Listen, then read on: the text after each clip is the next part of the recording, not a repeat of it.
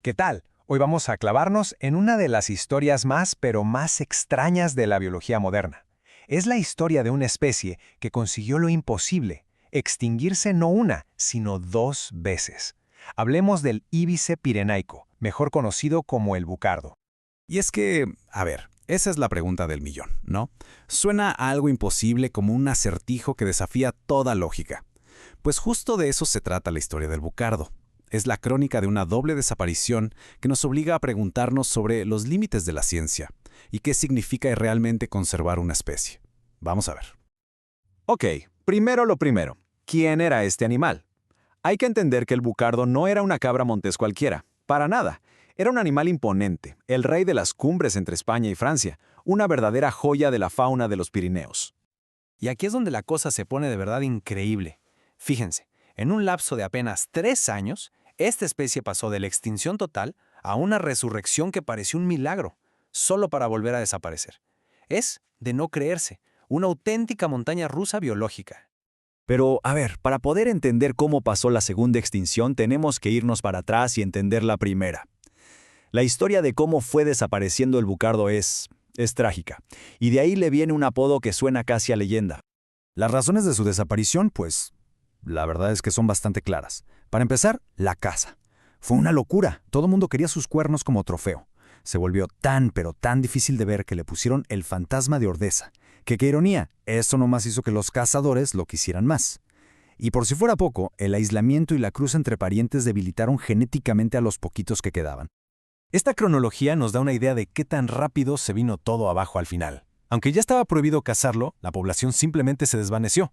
Imaginen, para 1999, el futuro de toda una especie recaía en un solo animal, una hembra llamada Celia. Y su muerte, que fue por un accidente tan común como que le cayera un árbol encima, pues parecía ser el fin definitivo. O al menos, eso es lo que todos creían.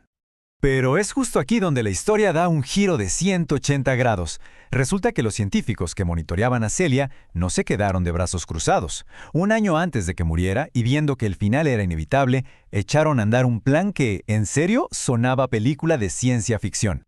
Y con eso, la narrativa cambia por completo. Pasamos de la tragedia de la extinción a un rayito de esperanza. La muerte de Celia ya no era el punto final de la historia, sino el inicio de un capítulo totalmente nuevo, algo que nunca antes se había intentado. El plan, la verdad, era súper ambicioso y nada sencillo. Lo que hicieron fue primero capturar a Celia cuando todavía estaba viva para tomarle muestras de piel. Esas células las congelaron. Ya que murió, usaron ese ADN para intentar lo que sonaba imposible, clonarla, o sea, traerla de vuelta. Lograron crear 57 embriones, clones exactos, y se los implantaron a madres sustitutas, que eran una mezcla de cabra montés y cabra doméstica. Pero claro, la ciencia no es magia, y las probabilidades estaban súper en contra. Miren los números. De 57 embriones que se implantaron, solo 7 pegaron, o sea, 7 embarazos. Y de esos, 6 se perdieron. Al final, todo el proyecto, toda la esperanza de revivir una especie pendía de un solo hilo. Un único embarazo que llegó a término. La presión debió ser brutal. Y esto nos lleva al clímax de toda esta historia. El momento del nacimiento, la vida, los minutos de vida, y la muerte del primer animal que se ha desextinguido en la historia. Estamos en julio de 2003. El equipo de científicos se prepara. El mundo estaba a punto de ver algo que jamás había pasado. Y nació un clon, una hembrita que llegó al mundo por cesárea. Por un instante, por primera vez en la historia, la extinción no parecía ser una sentencia final. En ese momento, el famoso fantasma de Ordesa estaba de vuelta. La emoción en ese laboratorio debió ser algo indescriptible. Pero esa alegría, esa euforia, se esfumó casi al instante. El milagro se desvaneció tan rápido como había aparecido. La cría recién nacida no podía respirar. Estaba luchando por cada bocanada de aire. Tenía un defecto gravísimo en los pulmones, una malformación que simplemente le impedía oxigenarse. 10 minutos. 10 minutos después de nacer, se apagó.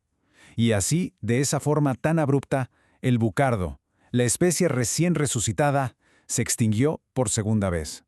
Este segundo final fue, si se puede, todavía más desolador que el primero, y dejó una pregunta muy grande en el aire, una pregunta que es clave para entender las lecciones de todo esto. La pregunta era obvia, ¿no? ¿Qué pasó? O sea, si la clonación técnicamente funcionó, ¿por qué murió la cría? ¿Qué fue lo que falló? Pues la respuesta estaba irónicamente en el éxito mismo del proceso. Resulta que la clonación fue demasiado perfecta, porque no solo replicó a Celia, replicó todo de Celia, incluyendo los defectos genéticos que su especie había acumulado después de más de 100 años de endogamia, de cruzarse entre parientes cercanos. Básicamente la cría heredó no solo el ADN, sino toda la fragilidad de una especie que ya estaba genéticamente contra las cuerdas. Como era de esperarse, todo esto abrió un debate enorme.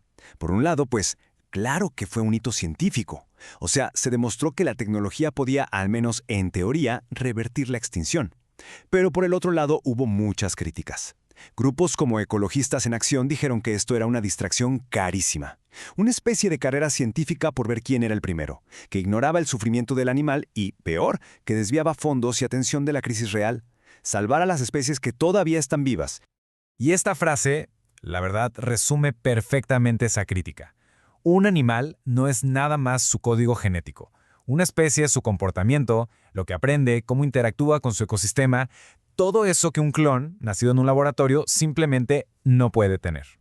Y para poner las cosas en perspectiva, está este número. Mientras se gastaba todo ese dinero y esfuerzo en resucitar al bucardo, en España hay 974 especies o subespecies amenazadas que necesitan ayuda urgentemente ahora mismo.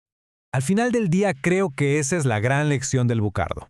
La tecnología es increíble, sí, pero no es una varita mágica. No puede sustituir el trabajo, a veces muy poco glamuroso, de proteger los ecosistemas y a las especies antes de que lleguen a ese punto de no retorno. Y esa es la pregunta con la que nos deja esta historia. La doble extinción del bucardo no es solo una curiosidad científica, es un dilema ético que nos confronta a todos. ¿Deberíamos usar la ciencia para resucitar el pasado? ¿O mejor nos enfocamos con todo en salvar lo que todavía nos queda del futuro? Es una pregunta que de momento sigue sin una respuesta clara.